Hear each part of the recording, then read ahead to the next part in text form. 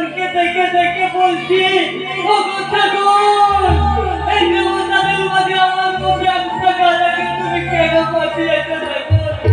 আমাকে তুমি আমার মায়ের কাছে নিয়ে যাও ঠাকুর, আমাকে তুমি আমার মায়ের কাছে ঘুমিয়েছিলাম মায়ের কোলে, কখন যে মা গেল চলে।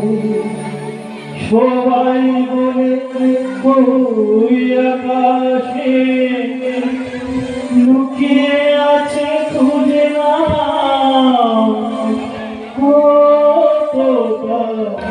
পাখিরে শিকল খুলে উড়িয়ে আমার মাকে যদি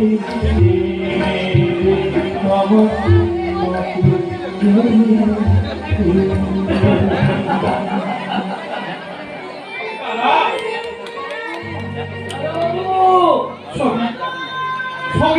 ছবি আমার অদৃষ্ট নিরন্তর নয়দিকে পূর্ণ বাস্তবের সমাবেশিতে এইভাবে উল্টে যায়।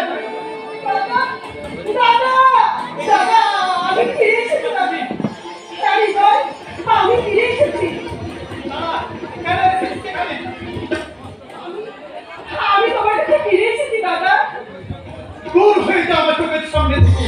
আপনি জীবনের পাঠাবো আপনি থামলাম তো, যেদিন ওরা আমাদের সঙ্গে সমস্ত সম্পর্ক ছেদ করে চলে গেছে, সেই দিন থেকে এই বাড়ির দরজা ওর কাছে বন্ধ হয়ে গেছে। আজ ওর সঙ্গে আমার কোনো সম্পর্ক নেই। আমি যে তোমাকে ঠকিয়ে মানিক চাপে পালিয়ে গিয়ে বিয়ে করেছিলাম, সেই পাপের ফল আমি পেয়ে গেছি দাদা। তাই তো আজ আমার স্বামী। কি হয়েছে তোমার স্বামী? বলো কিছু না, কিছু বলতে এখন কেমন আছে? তিনি এখন কোথায়? দেখবি বাবা, তোর পিসে মশাই কেমন আছে দেখবি?